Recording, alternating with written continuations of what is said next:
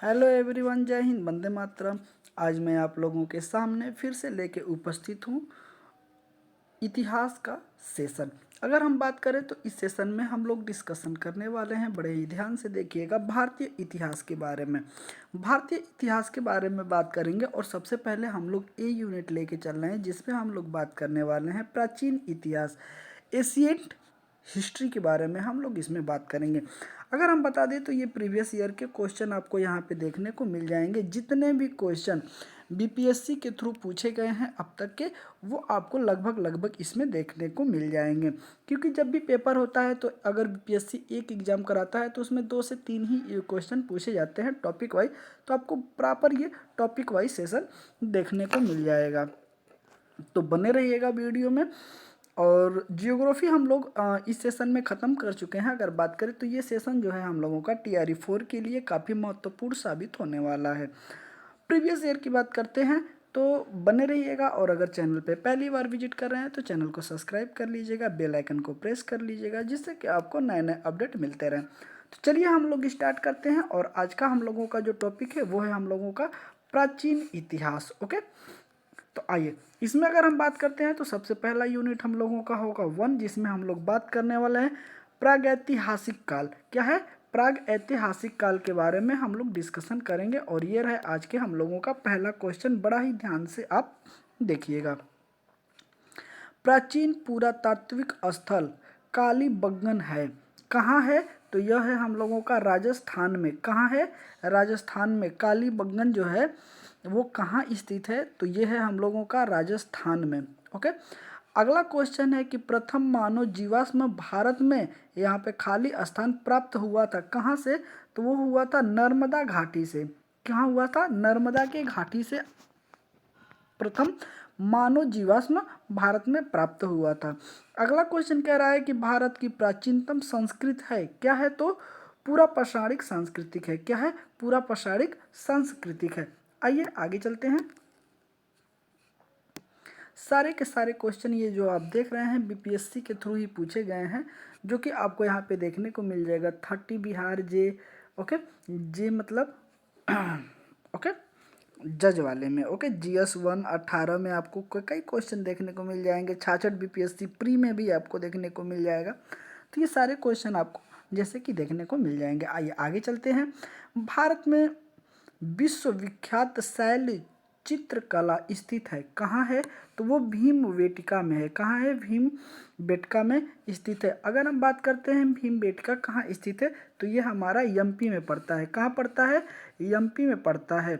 Okay, Madhya Pradesh. Madhya Pradesh में क्या स्थित है? तो भीमबेटका स्थित है। आगे देखिएगा, प्रथम मनके के निर्माण का प्रमाण प्राप्त होता है। जो मनके बनाए जाते थे उसके जो है कि प्रथम प्रमाण प्राप्त हुआ है, कहाँ से? तो पाटने में।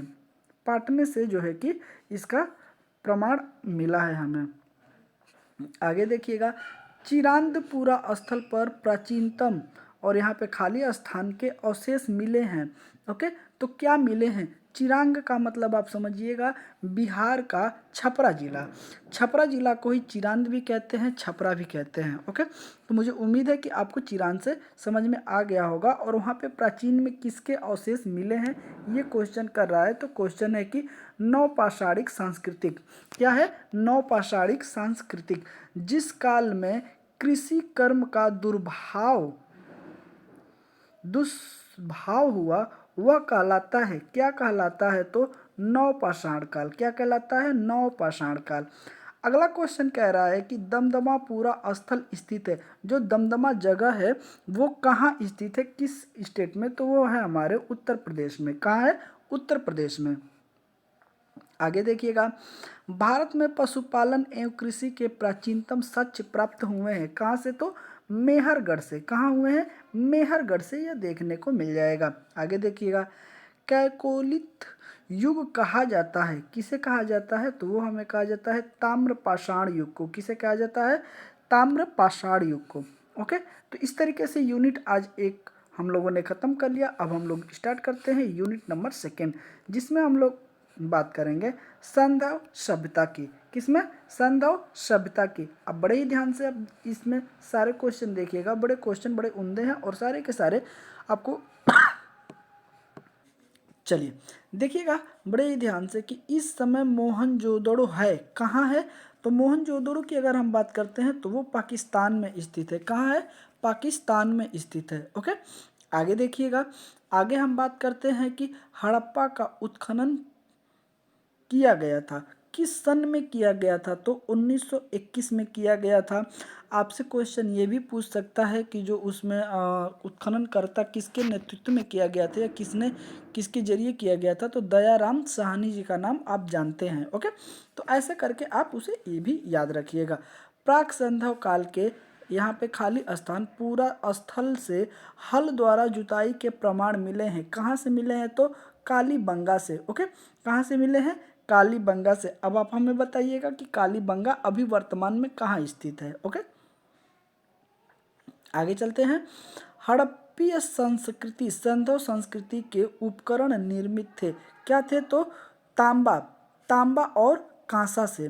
क्या जो भी उस समय उपकरण बनाए जाते थे वो तांबा और कांसा से बनाए जाते थे। ओके, आगे देखिएगा। आईआईटी खड़गपुर के अध्ययन दल की रिपोर्ट के अनुसार लगातार यहाँ पे खाली स्थान वर्षों तक न के बराबर वर्षा होना सिंधु घाटी सभ्यता के पतन का कारण रहा था। तो कितना? तो ये हो जाएगा आपका 900 वर्ष। क्या है? 900 वर्ष। ओके, आगे देखिएगा। सिंधु घाटी सभ्यता की सबसे महत्वपूर्ण विशेषता है तो क्या है? वो नगर नियोजन थे। नगरीय सभ्यता वहाँ पे निवास करती थी। जो सिंधु घाटी सभ्यता थी वहाँ पे क्या थे? नगरीय सभ्यता थी। ओके, चलिए आगे देखते हैं। सिंधु घाटी सभ्यता की प्राकृतिक थी तो कैसी थी? नगरीय थी। ओके, आगे देखिएगा। वह हड़प्पाकालीन स्थल जहाँ से हल का टेराकोटा प्राप्त हुआ है। अब आप कहेंगे कि टेराकोटा क्या होता है? जिसपे हल जो किसान चलाता था, जो उस पे हत्था होता था, जो हाथ रख के चलाया जाता था, वही होता है टेराकोटा। उसे कहाँ से प्राप्त हुआ है? तो वो प्राप्त हुआ है बनवाली से। कहाँ से? बनवाली से। आप हमें कमेंट करके बताएंगे कि बनवाली कहाँ पड़ता है। ओके, आगे चलते हैं। देखिएगा, हड़प्पा और मोहनजोदड़ो के उत्खनन से संबंधित थे। तो कौन कौन संबंधित थे ये हमसे पूछ रहा है। तो बड़े ही ध्यान से देखिएगा कि आर.डी. बनर्जी, दयाराम साहनी, के.एन. दीक्षित एवं M M. Vats. Okay, M S. Vats. तो ये 4 लोग थे जो कि हड़प्पा और मोहनजोदड़ो से संबंधित थे। आगे देखिएगा। हड़प्पा का बंदरगाह कौन सा था? बंदरगाह जो हड़प्पा कालीन के समय था तो उसे लोथल कहते हैं। और यह कहाँ स्थित है अभी वर्तमान में? आप लोग बताइएगा। हड़प्पा के समय जो लोथल जगह था वो बंदरगाह था, समुद्र के किनारे स्थित है। आप लोग बताइएगा कि लोथल अभी वर्तमान में कहाँ स्थित है। ओके, इसकी लोकेशन बताइएगा कमेंट करके। अगला है कि सिंधु सभ्यता से संबंधित पुरातात्विक स्थल लोथल यहाँ पे दिया है। खाली स्थान नदी के तट पर स्थित है तो भोगवा। आपको और थोड़ा सा अधिक जानकारी मिल गया है कि लोथल जो है किस नदी पे स्थित था? तो भोगवा नदी के तट पर स्थित था। तो इसका आप कनेक्शन यहाँ से आप जोड़ सकते हैं। लेकिन अभी वर्तमान में कहाँ है ये आपको क्वेश्चन आपके ऊपर है, आप हमें कमेंट करके जरूर बताएं। ओके, अगला क्वेश्चन देखिएगा। हड़प्पा में एक उन्नत जल प्रबंध प्रणाली का पता चलता है। क्या है? तो वो धौलावीरा में। कहाँ? धौलावीरा में। धौलावीरा जो जगह है और वहाँ पे एक उन्नत जो है उन्नत जल प्रबंधन मतलब वहाँ पे नालियों का विकास किया गया था उस समय। ओके, तो उसी चीज़ को ये दर्शा रहा है। आगे देखिएगा। हड़प्पा में मिट्टी के बर्तनों पर सामान्य उपयोग हुआ था तो किसका? लाल रंग का। ओके, जो धूसर रंग होता है ना लाल, वो पहले सबसे पहले वही रंग का हुआ था। फिर बाद में अन्य उस पे कलर फिर बाद में आए गए, जैसे काला हो गया, फिर लाल हो गया, फिर धीरे सफ़ेद हो गया। तो ये सारे कलर उसमें बाद में ऐड किए गए, लेकिन सबसे पहले जो बर्तनों पे समानता कलर हुआ करता था वो लाल। और ये जो है ना गेरुआ कलर का हुआ करता था, जिसको हम लोग गेरू बोलते हैं कई जगह गांव देहात में। लेकिन अगर मिट्टी का भी अगर आप कलर देखेंगे, मिट्टी को जब आप जलाएंगे और जला के हटेंगे ना तो वहाँ पहले काला टाइप का होगा, फिर उसके बाद थोड़ा और जलाएंगे तो वो हल्का हल्का आपको पीला लाल रंग के कलर को देखने को मिल जाएगा। ओके, आगे देखिएगा। सिंधु सभ्यता यहाँ पे डैश खाली स्थान युग के अंतर्गत आती है। किसके अंतर्गत, किस युग के अंतर्गत आती है? तो आद्य ऐतिहासिक काल। कौन सा? आद्य ऐतिहासिक काल के अंतर्गत आती है। कौन सी? सिंधु सभ्यता देखने को मिलती है। तो चलिए, ये वन लाइनर क्वेश्चन आपको देखने को मिल रहा होगा और आप भी क्वेश्चन देखेंगे तो बड़े उम्दे उम्दे क्वेश्चन आपको देखने को मिल जाएंगे। ओके, आइए आगे चलते हैं। बड़े ही ध्यान से देखिएगा। आगे हम लोगों का है कि हड़प्पा का व्यापारिक संबंध था। जो हड़प्पा के लोग थे, जो हड़प्पन लोग थे, उनका जो व्यापार किससे करते थे, कहाँ से संबंध रखते थे? तो मेसोपोटामिया के साथ वो संबंध रखते थे। अब आप बताइएगा कि मेसोपोटामिया जगह वर्तमान में कहाँ है, उसे हम इस समय वर्तमान में क्या बुलाते हैं? ओके, आगे देखिएगा। सिंधु घाटी के लोग थे, क्या थे? तो शाकाहारी और मांसाहारी दोनों प्रकार के वहाँ पे लोग निवास करते थे, जो कि कुछ मांस मछली और भक्षण करते थे, और जो कुछ लोग थे जो कि अन्य फल फूल और ये सारी चीज़ें खाते थे। आगे देखिएगा। चंदूदड़ो हड़प्पा संस्कृति से संबंधित एक स्थल है जो स्थित है। तो अभी फिलहाल में कहाँ है वो? सिंध में स्थित है। कहाँ है? सिंध में स्थित है। तो इस तरीके से हमने यूनिट सेकेंड भी खत्म कर लिया। आज हम लोग यूनिट अब थर्ड देखेंगे। ओके, आइए चलिए, अब आप देखिएगा यूनिट थर्ड। यूनिट थर्ड की अगर हम बात करें तो इसमें हम लोग बात करने वाले हैं वैदिक सभ्यता के बारे में। वैदिक सभ्यता के बारे में जो भी चीज़ें बीपीएससी और पिछले कुछ सालों में जो क्वेश्चन पूछा गया था उसमें वो सारे क्वेश्चन आपको यहाँ देखने को मिल जाएंगे। ओके, चलिए, अगर हम बात करें तो ये TRE 4 के लिए काफ़ी हेल्पफुल होने वाला है सेशन। आगे देखिएगा। वेदों में प्राचीनतम है, क्या है? तो ऋग्वेद। ओके, अब ऋग्वेद की अगर हम बात करते हैं तो ऋग्वेद में आप ये भी देखेंगे। पहले तो आप बता दीजिएगा कि वेदों की संख्या कितनी होती है।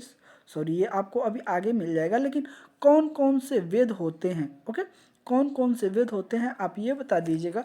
और बाकी अगर हम बात करते हैं तो जो ऋग्वेद का ज्ञाता होता था उसे क्या कहते थे? ओके, उसे क्या कहते थे आप ये हमें कमेंट करके बताइएगा। आगे देखिएगा। पुरुषार्थ है तो क्या है? 4। कितने हैं? 4। गायत्री मंत्र यहाँ पे खाली स्थान पुस्तक में मिलता है। किस में गायत्री मंत्र मिलता है?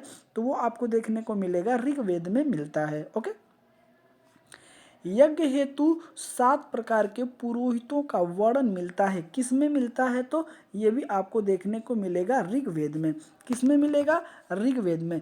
वेदों की संख्या कितनी है? तो वेदों की संख्या 4 है। जैसे कि मैंने आपसे पूछा था, लेकिन मैंने बता दिया था कि वेदों की संख्या 4 होती है, जो आपको अगले क्वेश्चन में देखने को मिल जाएगा। लेकिन 4 वेद कौन कौन से होते हैं आप नाम हमें टाइप करके कमेंट में भेज दीजिएगा। ओके, त्रयी का अभिप्राय है, क्या है? तो त्रयी का अभिप्राय होता है 3 वेद। क्या होता है? 3 वेद। ओके, आगे चलते हैं। प्रसिद्ध 10 राजाओं का युद्ध लड़ा गया था। आपको एक कहानी सुनने को मिलेगा कि 10 राजाओं के बीच में एक युद्ध हुआ था, और वो किस स्थान पे लड़ा गया था, वो जगह कौन सी है? तो आप देखिएगा। रूपाड़ी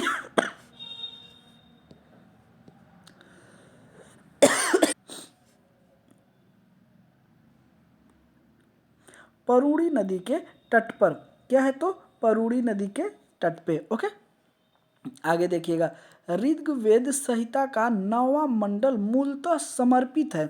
जो ऋग्वेद संहिता है, मतलब ऋग्वेद जो है उसमें 9वां मंडल जो है वो किस देवता को समर्पित है? किसे समर्पित है? तो आप देखिएगा, सोम देवता। कौन है? सोम देवता। और इसे पेय का देवता भी नाम किया जाता है, मतलब कि पीने वाले जो देवता होते हैं, सोम देवता पेय पदार्थ जो होता है, ओके, उसके देवता के रूप में इन्हें नामित किया गया है। किस में नामित किया गया है? तो ऋग्वेद में और 9वां मंडल में। ओके, आगे चलते हैं। देखिएगा, आगे अगर हम बात करते हैं तो बोगज कोई का महत्व इसलिए है कि, तो क्या है वहाँ पे आपको बताना है। तो देखिएगा बड़े ही ध्यान से। वहाँ जो अभिलेख प्राप्त हुए हैं उनमें वैदिक देवी एवं देवताओं का वर्णन मिलता है। तो क्या है वो? बोगज कोई। ओके, ध्यान रखिएगा। आगे है कि अछूत की अवधारणा स्पष्ट रूप से अद्भुत हुई है, उद्धृत हुई है। अछूत की अवधारणा स्पष्ट रूप से उद्धृत हुई है। किसमें? तो धर्मशास्त्रों के समय। किसमें? धर्मशास्त्रों के समय यह आपको ज़्यादा से ज़्यादा देखने को मिलेगा। आगे देखिएगा। एक वेद जो धार्मिक अनुष्ठान से संबंधित है। तो धार्मिक अनुष्ठान से जो संबंधित है उस वेद को क्या कहते हैं? उस वेद को कहते हैं यजुर्वेद। क्या कहते हैं? यजुर्वेद कहते हैं। वैदिक देवता नहीं था कौन? कार्तिकेय। कार्तिकेय को वैदिक देवता नहीं माना जाता था। आगे देखिएगा, महापुराणों की संख्या मानी जाती है। तो महापुराणों की संख्या 18 मानी जाती है। कितना है? 18। ओके, 18 मानी जाती है इनकी संख्या। अगर हम बात करते हैं पुराणों की संख्या तो 18 मानी जाती है। ओके, तो इस तरीके से हमने ये यूनिट भी कंप्लीट कर लिया है। और सेशन आपको कैसा लगा ज़रूर आप हमें कमेंट करके बताएं। और अगला यूनिट अगर हम बात करते हैं यूनिट नंबर 4, जिसमें हम बात करेंगे बौद्ध, जैन, भागवत एवं शैव धर्म के बारे में। तो ये सेशन हम अगले सेशन में आपको लेके चलेंगे। ओके, अभी तक जो क्वेश्चन हमने किया है और जो भी क्वेश्चन आपको ढूंढने के लिए हमने छोड़ा है वो आप ढूंढ के हमें कमेंट करके ज़रूर बताएं। अगर आप इस क्वेश्चन को ढूंढते हैं तो उससे आप जो आंसर आप ढूंढ पाएंगे तो उससे आपकी मेमोरी में वो हमेशा के लिए फिट हो जाएगा। जैसे ही आपको क्वेश्चन ये एग्जाम हॉल में मिलेगा आप बिना कहे आंसर मार के चले आएंगे। तो ढूंढने की कोशिश करिएगा। अगर नहीं मिलेगा तो हम अगले सेशन में, अगर मुझे याद आ गया तो मैं कोशिश करूँगा कि आपको उसके आंसर बता दूँ। ओके, और अगला यूनिट जो है कि मैं आपको अगले सेशन में कराऊंगा। तब तक के लिए जय हिंद, वंदे मातरम। अपना ख्याल रखिएगा।